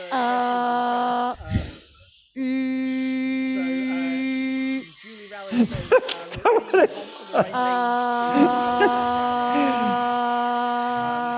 Red saying I keep thinking I figured out the pitch and then losing it. I feel like that's what I was like in so many moments of feeling like I was so close, I've nearly got this, and then it's sort of scooting away from me, and it's this wonderful kind of There's robots driving all over my feet.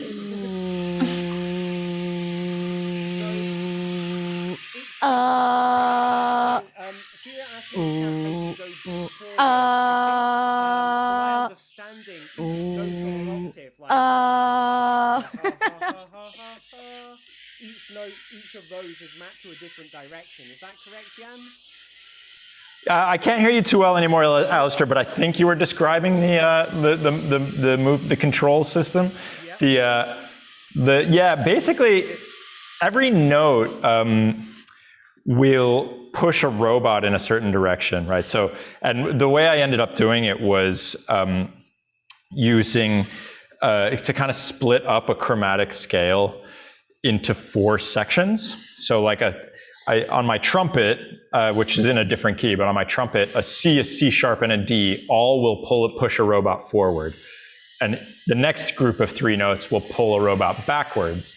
The next group of 3 notes, so that's like an F, an F sharp, a G, and a G sharp, will spin the robot in one direction, and the next group of 3 will spin a robot to the next direction. So the reason I did that was so that there was kind of a good chance that like if your pitch wavered, it wouldn't matter. You would just keep moving in that direction. So basically, for me, it's an F to turn. Okay, that makes sense. And a C, a B to move forward. And D. Yeah, and if you play a D, like a G, it should move it. I'd probably spin it in the other direction, I think. I'm going backward. Oh, maybe backwards. Yeah. Basically, the idea is if you play 4 notes that are spread out from each other equally, then it should give you the 4 directions. So there's a little map in the kind of instructions section of the Discord. Somebody, is that you, Tatiana? You're just driving under the table. That was me exploring the notes, and the octave is doing the same, so it's like a cycle. Yes, exactly. So if you one note and the octave above will do the same thing. Exactly. So I think I was trying to when I was doing my scales, I think I was singing up and down octaves, like so I was doing the same action over and over. Yeah, that's a classic thing, and a lot of people have done that, and it's made me wonder about my control scheme, right? Like maybe that should be a different method, but I think ultimately it's really hard to like I experimented with loads of different ways of mapping the pitch to the movement. It's really hard to find one that works for everybody. That dance mode that I was in accidentally before was really fun because it would just it would surprise you by how it would move. but it meant you couldn't accomplish anything. Like, it was virtually impossible to even drive in a straight line. So like, finally I ended up cutting down to the simplest mechanism possible. And that definitely made it a bit easier. But still with some issues. The biggest issue really is that I definitely designed it for my trumpet. I'm like a terrible trumpet player, but it was the one that I had most easily to play them with. And a trumpet is in B flat, so it made sense for me to do like a C, an E, a G, and a B or whatever, or a B flat. But actually that makes it a B flat, a D, an F, and an A flat, which is a little bit odd for most people. So really, yeah, I don't know. It'd be cool. It'd be fun to be able to make like custom controls for people or something. But, yeah, but although, I think there is a kind of Alistair, you need to fix the volume. It's so low that I believe it's in the Twitch. We can barely hear you. Okay. yeah. I'm sorry for that, but it's almost not. Yeah, sometimes I'm not even realizing you are talking actually. Right. Testing. Cut. I'll be honest. I'm not entirely sure what to change. Okay. But keep on playing. I'll figure it out. Yeah, somebody's stuck up on the back wall there. I might go rescue somebody from the back wall. I can see them. Yeah, leave my screen and screen, and I'll try to. Hold on a second. There we go. No, you're doing all right. You're doing it. Yeah, you got it. Okay, good work. Now forward. Where's that? You can do it. You can do it. Bye. Hello. Oh, who's that? Hello. You come often here?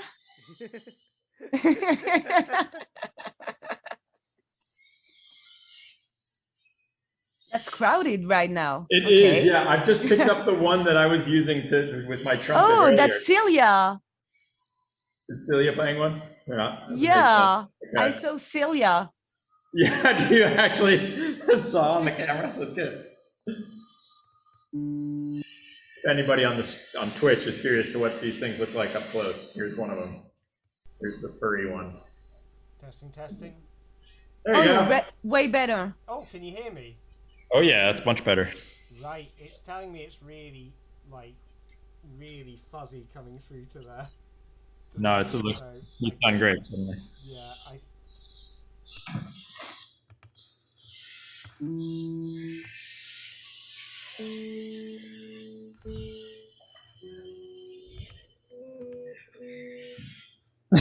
Some of these, I love. It's really quite something to watch people just like bang up against the wall, just like clunk, clunk. Somebody over there is just like going back and forth.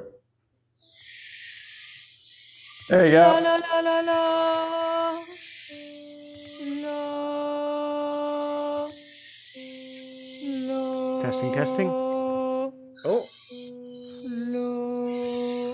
Okay, if people at home want to try to guess, because the synth is not working all the time, but I can try to help a bit Discord by singing the note.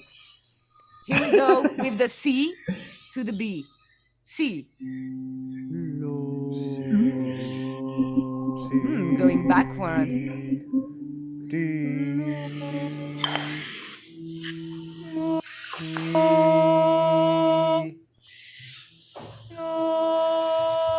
Oh, this is turning to the left. La, la, la, Yeah, that's forward there. There you go. la. Yeah, It that'll starts still to be get forward. sharp for me. And this is B.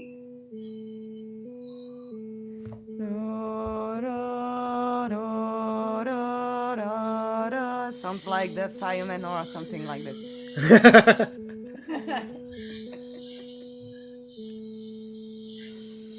You're also bumping up against some bits of wood there, so I don't know if you're. I'll be honest. I wouldn't be. The wood is bumping on me. Okay. Yeah, exactly. Also, somebody is moving the camera right now. Somebody's bumping up against the camera tripod. I'm going to move you. There we go. I'm moving you.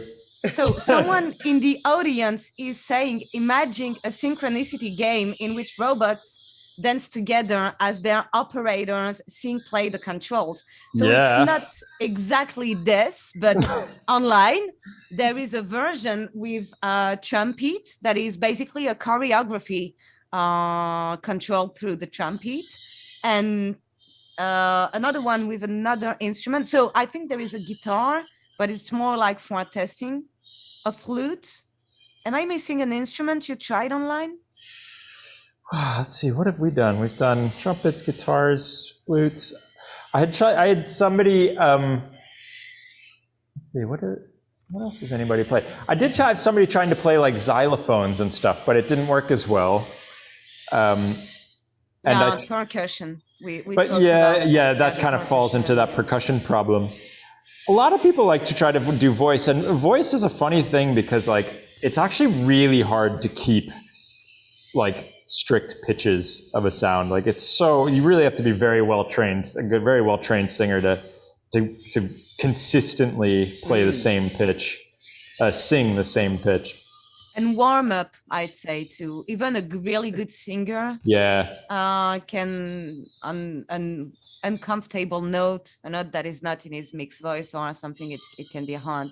And it's just not a natural method of singing. It's like, like it's not like a way of.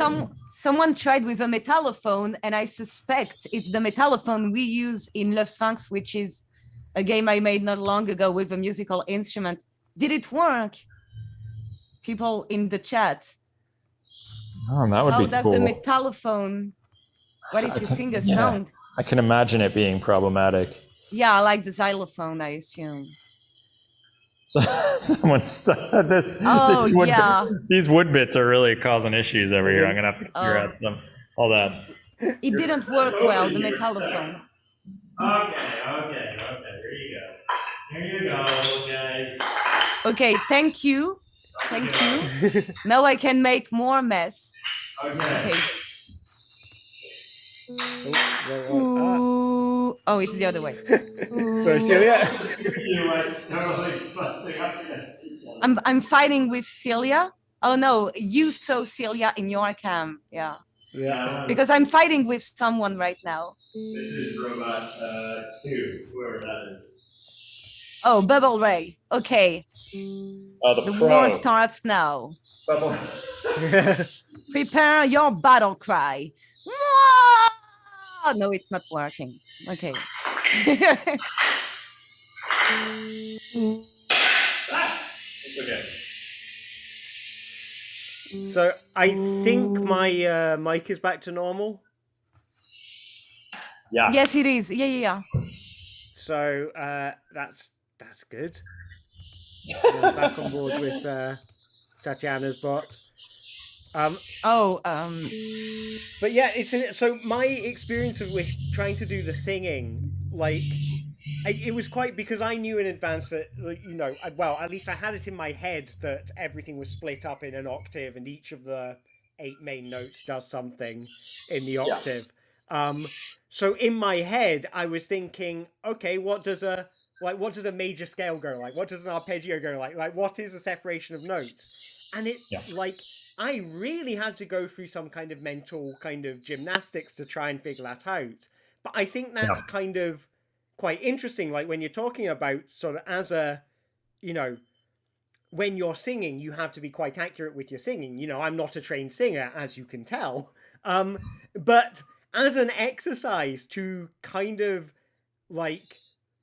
to train myself to understand my voice and understand, how the notes are placed and everything. And I felt like if I practiced, if I got to the point where I could consistently pilot in the direction I wanted to go at all times, then that would be really good voice control. It would be a really nice kind of training exercise for me. Yeah, and I mean, I think that's it. Is that there's the somebody's stuck on another piece of wood. I think there's definitely something interesting about kind of forcing somebody to use. There you go. Forcing somebody to use like, I mean, that's all controllers in a nutshell, right? Like forcing people to use a control method that they're not used to, making them kind of uncomfortable about it, and thus, eating the playing field, and also just making it kind of funny, right, to play a game. But there's also, like, to me, there's a kind of slightly more sinister underlying message in all that, is that it's like people in the game world, there's this kind of assumption that you can use a games controller, right? Or there's an assumption that you can use a keyboard and a mouse. And that, like, actually, that's a really problematic assumption. Like, that's hugely, like, I find I get really annoyed about all that, because it's like, even, there are people who may not physically be able to use those controls, but also maybe they just never learned, right? Like, or never were, like, I didn't have friends. Like, I didn't have friends who had video games. I never learned how to play video games, so I'm bad at video games, right? So, like, does that make it, like, hard? Like, does that mean I'm not allowed to play these games? Does that mean I can't play, like, I don't know, COD Blops or whatever? Like, I think, so, like, to me, it's like, I love this idea of just being like, yeah, you want to play this game? You got to, like, sing. You got to learn a whole new thing that you've never worked out before. And then actually the learning of the controls is 90% of the game. If you got really good at it, it would probably get kind of boring. Right? So, like, that's sort of one of the big things about the whole project. But I mean, it's a nice. I feel like that's a nice, very kind of warm, charitable vibe to have. Is that everybody is equally welcome to play with this, because everybody is equally an amateur at this. Yeah. No one is a natural at controlling these. Everyone has to learn, and that's I think that's nice, kind of egalitarian kind of view. Yeah, that's definitely the one of the main draws for me for alternative controller games in general is that like, no one will be the expert. No one's gonna like snipe you from 200 yards on using, like, a caterpillar costume or something, right? Like, it's just like, I like that very much, actually. It's probably my favorite thing. Oh, someone's hitting the ball. Yeah! Oh my, I gotta score again. I gotta switch cameras. All right, okay. It was on my camera, the ball. So the ball was on my camera, so that's okay. I'm just a natural. I guess I'm a natural, wearing caterpillar costumes every day. Okay. Some of us are born in caterpillar costumes. Someone's also stuck up against the goal post there. There's a real issue with the first person cameras on these things, because they're basically just mounted phones, right? And, like, actually you get a really poor view, like, of what you're running into, because the cameras are placed in a location that doesn't give you a great picture of what you're running into. Really, they should be kind of fisheye cameras, I guess, because very often I'll see people just, like, the side of their robot is bumping up against something and they have no idea that that's happening. Yeah. Although it's funny to watch from the outside, so there's that. Yeah. Oh, they got it. The ball in the sight. What would happen if you mounted the camera, like, above the robot, so you get a kind of vertical view of it? Does that make sense? Yeah, I think, I mean, that's something I put a lot of kind of thought into, is like, what should be the view here? And my kind of,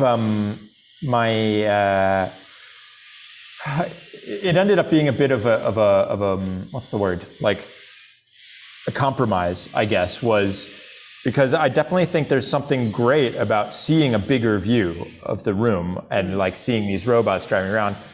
But there's something really magical about the first person view, right? About, like, running into that ball and seeing that ball, right? Is totally, oh man, another goal. Very close. And anyway. yeah, I mean, at this point, I'm so good at this. Yeah. So now we have to start an esports with this, okay? But yeah, it's interesting because then I did try, like, sticking an overhead cam into a voice channel instead of this first person cam, and used that as a bit of a test.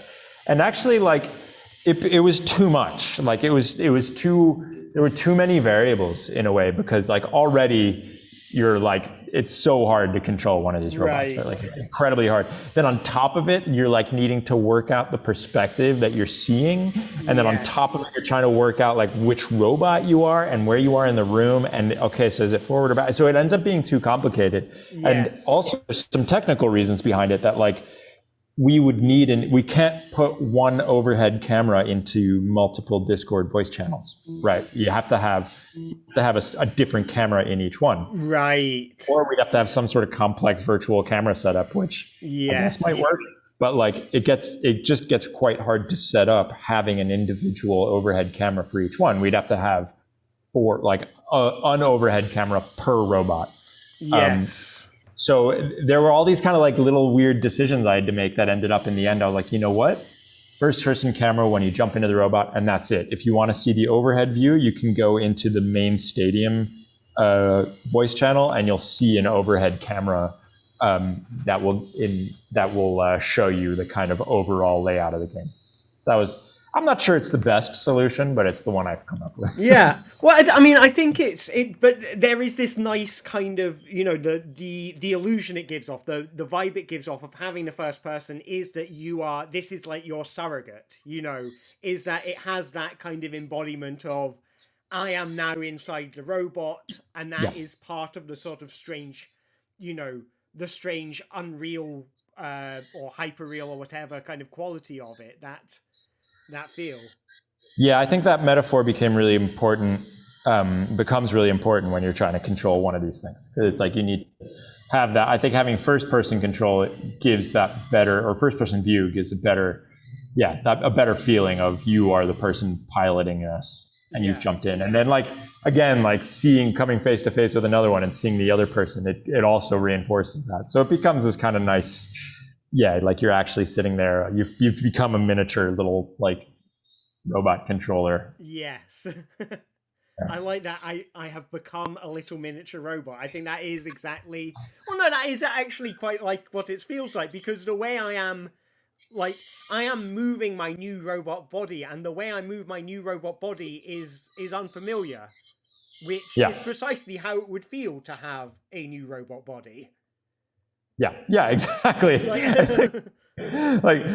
Which, for some reason you have to sing to control, but yes. Yeah, I mean, absolutely. Like, I think it's that. It's jumping in and being like, this is your new reality. Like, how are you going to deal with it, right? And I mean, it has occurred to me that like I would love to like get one of those, those like kids, those little miniature kids ride on electric cars that they make. Yeah, it'd be really funny to like have one of those that you have to sit in, but then like play the instrument like with a microphone, and it's controlled musically. So you have to sit in physically. You can physically sit in it and then move yourself around by playing tunes at it. That's the next version of this game. And you make it multiplayer, and you like a jousting version where you're like having to play a horn or something to move yourself forward. Oh God, I can have a little plastic knight on top of each one. Yeah, exactly. Got them off. Oh, that'd be lovely. So have you thought about and this is something that popped into my head when you were telling me about tell me about this in the first time. But like the kind of a million monkeys with a million typewriters kind of thing is if you got a bunch of these and set them up with various bits of recorded music playing on a loop. And eventually you put them in a little race course or something, and it may take 500 years, but eventually one of them's going to cross the finish line. And it's like, I mean, you could do one of those like evolutionary coding things. Have you seen those where it's like, there's this amazing kind of subset of evolutionary coding, I guess, I'm not going to describe it well, but the idea is that like, you just like set up a bunch of parameters and it starts with like a blob, and then you just like set run and it makes like a million generations. And the aim is that like you want this blob to be able to move around. So it'll like grow little appendages and then see if it moves any forward. And every time it moves forward, then that's positive, right? So by the end, after 10,000 generations of this, then you've got a thing that can like move across a screen, right? So that like you could do that similarly with like with the sound generation, right? If you have like 10,000 robots, and then you're just playing a set of generative audio snippets at them. Then like eventually, and then it gets rewarded every time it moves forward, right? So then it's like every time that it moves forward, then by the end you'd have some like bonkers generative melody that is oh my gosh, so stuck at the table. This is literally like herding cats. I'm like having to like I need to repeat this in like a padded room. Okay, I'm moving you over. There you go. Thank you. You are free. Go, run free, run wild.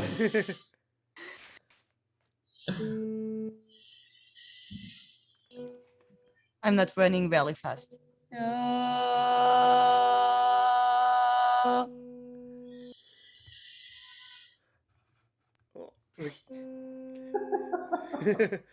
We can see Celia in one of them. Hello. She's just driven past. Which one am I gonna hop in? Oh, no one's in Robot 1, so I'll see if I can occupy Robot 1. Or has Robot 1 gone offline? Yeah, I think this one, every so often Discord will just like totally screw up. Right. Fairly well, Robot 1. Wow. You're a good robot. Doesn't take long.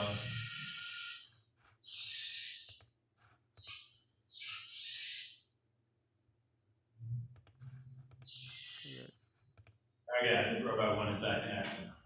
I'm going to try hopping. I've hopped into Robot 2 with Celia. So, apologies if I steal your robot, Celia. Because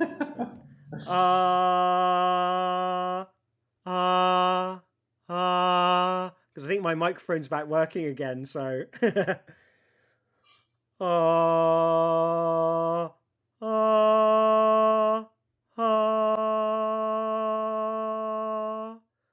Collision.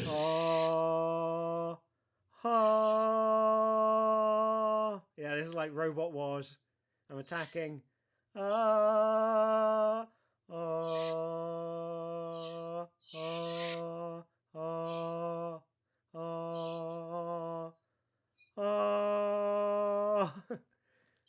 See if I can reverse and sort of go face to face with this other bot.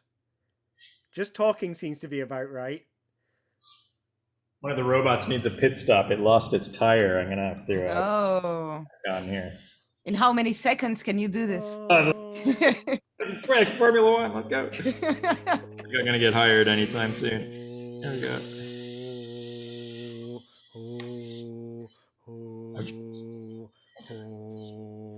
There we go.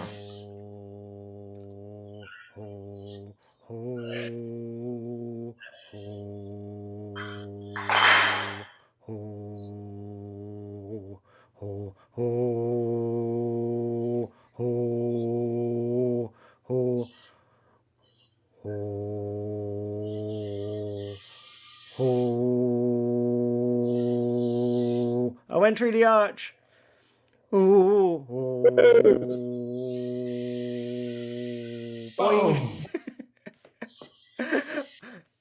don't know why I feel like I've taken on a slightly destructive urge whenever I go on one of these things. It all goes a bit Robot Wars. I mean, we can have one where then there's a certain note that unleashes a weapon or something. Oh yeah, go full Mad Max with this. Yeah. I want fire, like flamethrowers on the side. Bites out of the wheels. Exactly. And the little knife. Yeah. Just in the front, like you can stab quickly. Yeah. Oh, but then there needs to be a note that you can sing or play that will just like, throw. Yeah, sure. See. Or maybe a throw or something to like try to get the whole like the robot all wet and like fry the surface. Oh, death by water. Yeah. I see what you're going for. Yeah. You only have one water balloon, so you have to use it really carefully. After that, you're just a prey. Yeah, exactly. Wait it out. Go and hide under the table. Yeah. The Purge, but for robots. Okay. Every robot crime is legal tonight for 24 hours. I love you can see the like. It's quite fun, like when when you were talking there, I could see your bot wiggling around. So it's like it's doing your arm gestures for you, you know. Oh. Yeah, the little talking thing is like, it's amazingly responsive, especially if you do it in person. If you're not doing it if you're doing it like locally or just using a microphone straight into the robot, it can just be like so satisfying to just talk at these motors and have them just be like, right.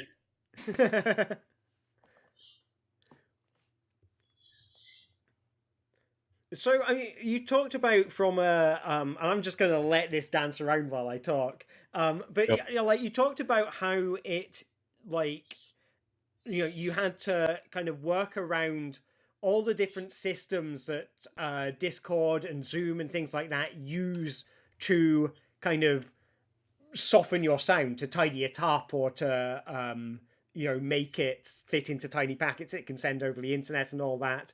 Like, did the process of making these and making this kind of vocal input, I mean, did it teach you anything about how that works? Did it kind of uncover any of the kind of the logic that, you know, you weren't aware of before?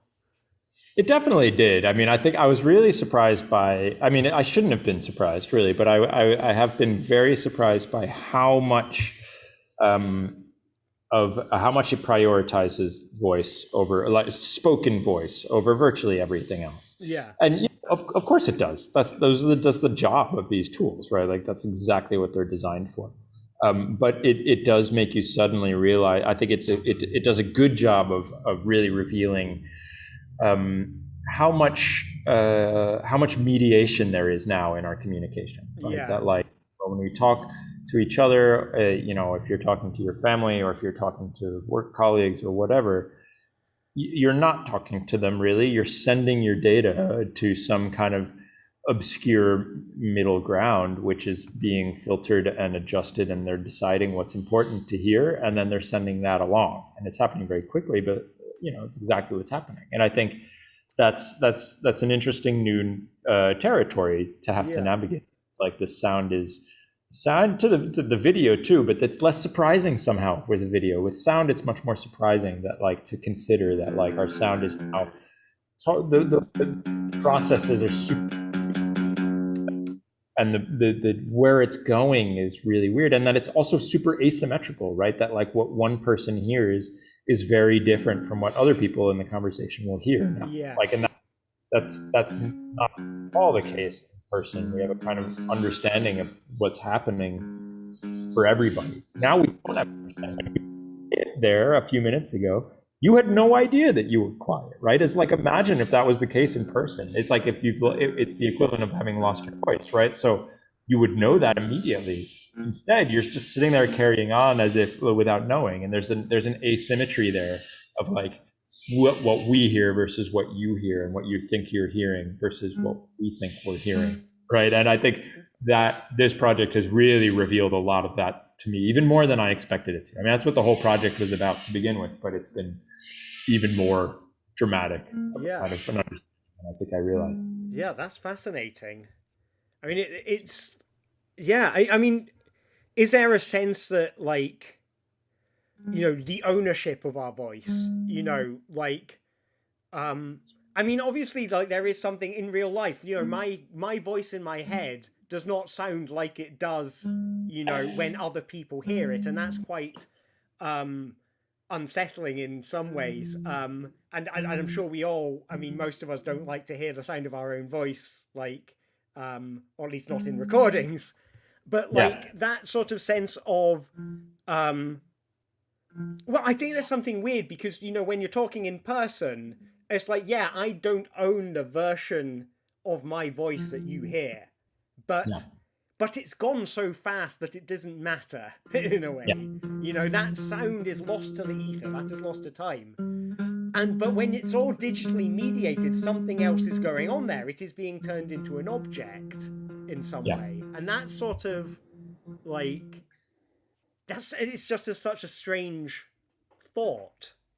It is, and I mean, it's representative of a lot of things. You know, it's representative of a lot of the work we do, and every time we switch on a device and everything, like that's happening. So it's a metaphor for that in some ways. I think it's a particularly striking one because of what you say. We have such familiarity with the sounds we're making, and it's also cleansed as well, right? Like, that we don't have an understanding of what is actually happening. Like, I know that my voice is being converted into some digital packet and sent somewhere, and then they're deciding something, and then you're right. Like, that's the limit. And I'm like an expert in this field, right? Right. Like, Yes.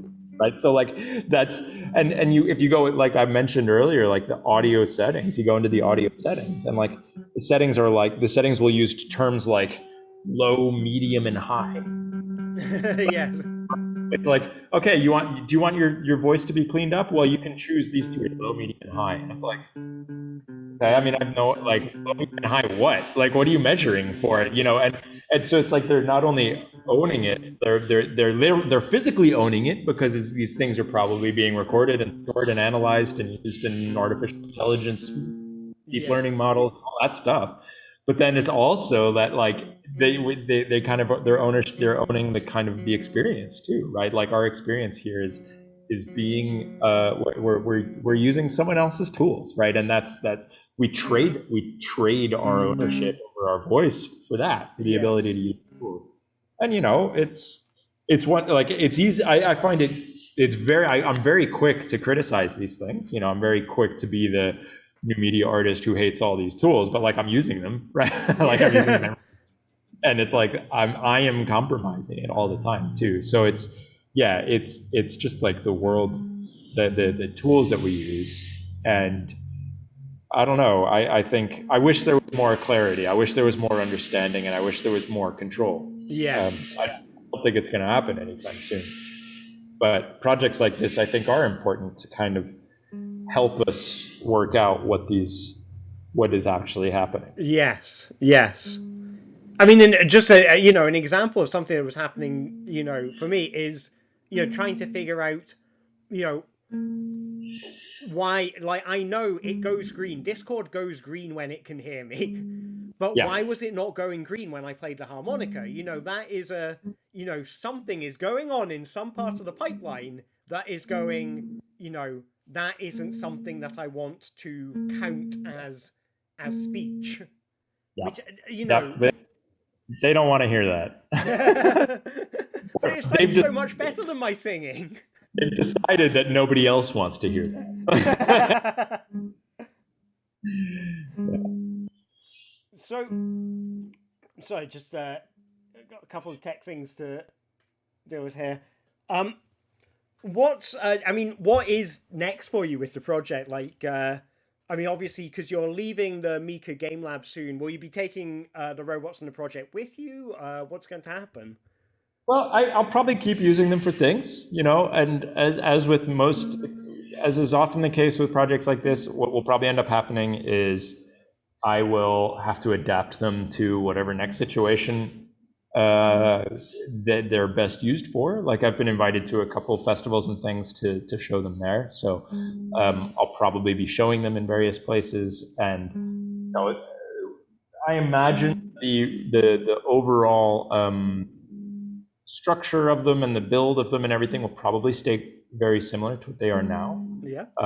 But yeah, I can imagine adapting them in different ways. One thing would like to very much consider is to get away from Discord, because Discord, there's a problem. Discord has a problem. The Discord problem with this project is that, in the game world, everybody thinks everybody uses Discord. Inside the game world, nobody uses Discord. People are afraid. And there's a real hurdle there. And I think one thing I've struggled with this project is getting people to play the robots, because they don't want to jump on Discord. It's the perfect thing in terms of a technical solution for different voice channels in a single area. Like, it's been brilliant for that. Yeah. There's a big downside, and that is accessibility and usability. So I would like to approach that in a different way. I'm not sure what that way is, whether it's building my own custom system or piggybacking on a different tool, more tool or more popular tool or something like that. But yeah, so I imagine I will continue to work with them, but I can imagine also that they will be adapted to the situations and the settings that I'm going to use them in.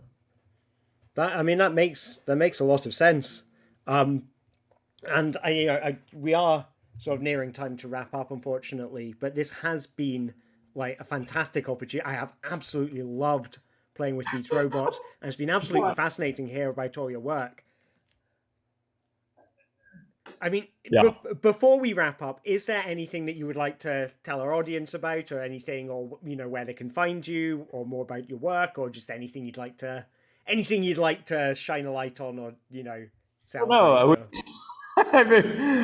It's been great. Like I've been really enjoying it, and if people are interested in this project or any of my previous projects, you can find me. And there aren't that many people with my name in the world. There are only a couple, and I'm the only one building musical robots right now. So I think you'll probably track me down pretty easily. But you can find my projects on my website or on Twitter. It's probably the best place. And drop me a line. I'd love to talk about anything, or if you have any questions about projects you want to do. I love talking to people about their work. So yeah, and there's videos and stuff on the Robots for Distant Musicians webpage, on the Mica Game Lab page. And yeah, that's it really. I'm just really pleased we got 4 robots running around and destroying Stonehenge